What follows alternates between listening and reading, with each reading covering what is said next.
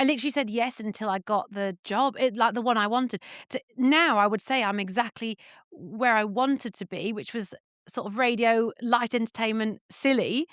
But along the way, I had to, I suppose, you've got to earn your stripes and prove you can even do it. Sport was good because it taught me timings and, you can't mess up a take if there's a load of cyclists behind you about to start a Is race. that what you were doing, cycling? Cycling was one of the first ones I did, yeah. And what do you know about cycling? Not a lot.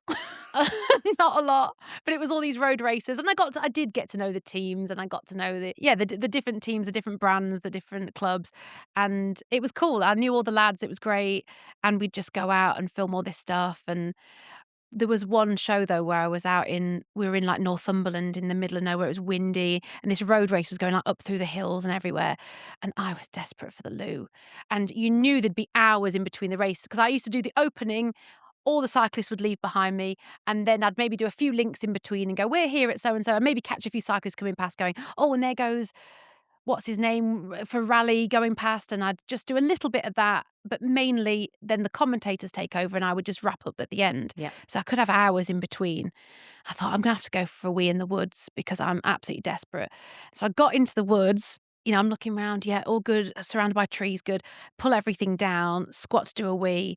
And honestly, when I say all like 30 of the cyclists came round the corner and came past me while squatting in this woods. And I was like, no. But it was too late because I couldn't even get up. And I was there going, and I was thinking, please don't see me. Camera crews, the things are, and they're coming around the corner and we've got so-and-so in the lead and they're going. And I was thinking, no, no. And I knew it'd all be filmed. So you just needed a hood on your jacket and pulled it down. Oh, I just was like mortified. I was like, only me could do this. But they're the kind of things. So like, did cycling, road racing. I've done golf. I nearly did the darts actually. Oh, did you? That was like a sliding doors and I ended up doing something else. But yeah, I've done quite a few jobs like that, which I am so grateful of because if I hadn't have done them, I just wouldn't be as good with like live telly or anything like that because I wouldn't know how to handle it. Yeah, but it's all great experience, but also it gets you to see the world. And Yeah. that's one of so many people, we all go into work in whatever line of work you want to do, but as a presenter, to travel and see all these places, okay, you're there for like 8 hours or 12 hours, not very Yeah. long, but at least you get to have a little snippet and a taste of all these places. Mexico is another one, is that right? Yeah, so just before I joined Heart Radio, I was doing Formula E, which is like the electric Formula One. I did a whole season of that, so for a whole year I got to travel all over, which was very cool.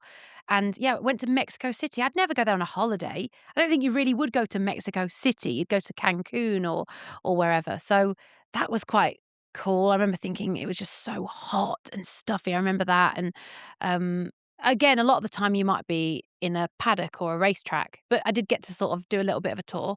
Went to Hong Kong, which I would have never gone to as a holiday. I saw a rat the size of a cat there. Oh, Is it weird what you remember? Like yeah. there was historic things I did. I went on this train that goes up into the mountains. Oh, yeah, the cable car thing. Yes, yeah, but the thing I remember is as we were looking for a restaurant, honestly seeing a rat it was like the size of a badger getting into the bins, and I was like, "What?" And they were like, "Yeah, they are this big over here." Oh my God, I didn't know. Once you see something like that, your eyes. I was like, "Oh my God." It's in Florence. That's where I saw one. I saw them swimming I was on the No. main bridge, okay, and I'm looking down, Ponte Vecchio. We're looking down, we're like, oh, what a lovely day. And I looked down in the water and I could see, I was like, oh, look, is that a dog?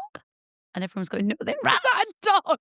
It was massive. I was like, it's gone to get a stick. No, it was Oh. just a massive load of rats swimming. Just living their best life. Yeah, it's funny though that then that's all you remember about that city. I know, and I feel awful because Hong Kong's actually awesome and the food we had there was incredible and yeah, the place was amazing. Again though, that place was so humid. I really remember the smell of it was almost like petrol in the air. Like I know I was there for a race and stuff, but yeah, you remember smells, you remember tastes and sounds and the rat. He will always stay with me. It will always be there.